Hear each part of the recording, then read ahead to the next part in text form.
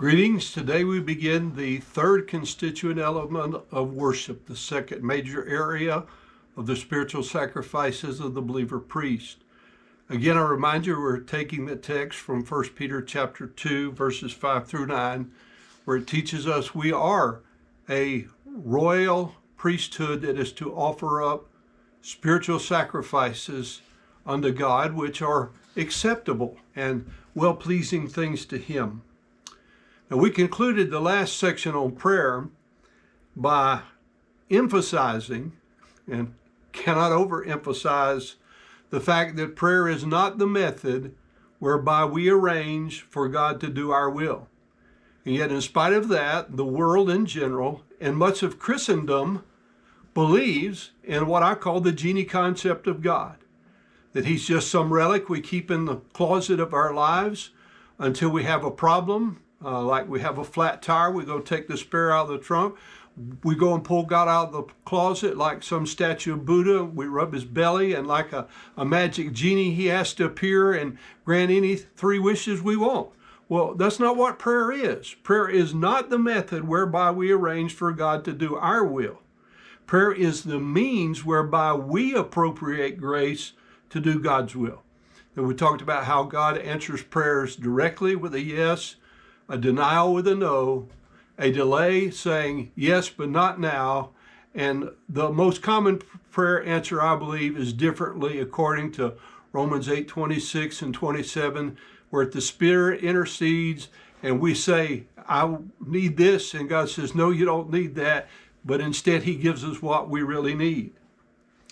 So we want to begin by saying that a broken spirit and a contrite heart in worship will cause us to pray to God to help us become more righteous like He is.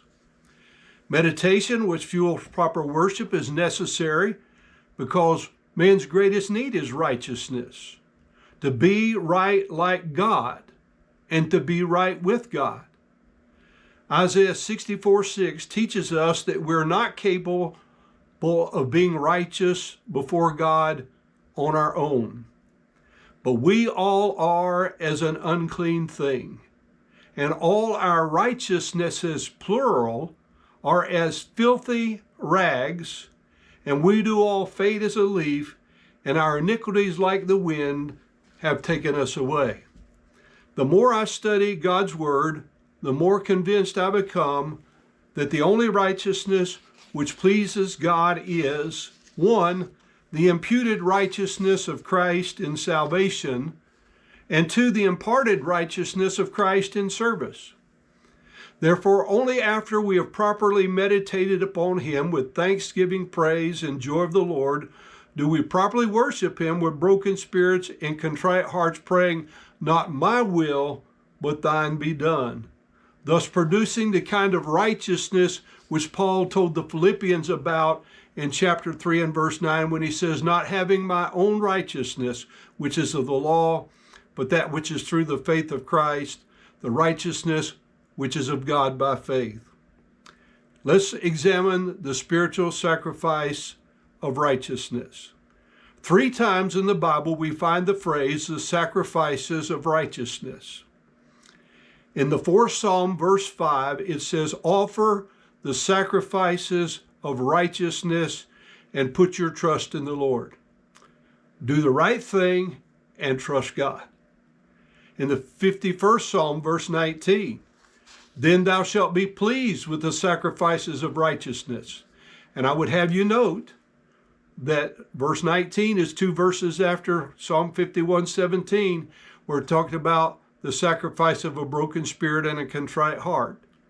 Then thou shalt be pleased with the sacrifice of righteousness, with burnt offering and whole burnt offering. Then shall they offer bullocks upon thine altar. And thirdly, Deuteronomy 33:19 says, then shall the people call unto the mountain. There shall they offer sacrifices of righteousness. As we will find in the third triplet of sacrifices of service, giving ourselves totally to God, obeying in all things, and ministering unto others. Simply stated, righteousness is doing the right thing. Most accurately, the righteousness spoken of here is righteousness of heart, which then is outwardly demonstrated in acts of service. Consider Matthew 15, verse 2, 10 and 11, and 15 through 20 in this regard. When Jesus was asked, "Why do thy disciples transgress the tradition of the elders? For they wash not their hands when they eat bread." Verse 10 says, "And when he called the multitude, he said unto them, Hear and understand, not that which goeth into the mouth defileth a man, but that which cometh out of the mouth, this defileth a man." Verse 15, "Then Peter answered and said to him, Declare unto us this parable." Jesus said, "Are ye also yet without understanding? Do ye not yet understand that entereth in at the mouth goeth into the belly, and is cast in the draught? But those things which proceed out of the mouth come forth from the heart, and they defile the man. For out of the heart proceed evil thoughts, murders, adulteries, fornications, thefts, false witness, blasphemy. These are the things which defile a man, but to eat with unwashen hands defileth not a man." Two great principles appear here for our consideration. One, man is not defiled by what goes into his mouth. Two, a man is defiled by what comes out of his heart.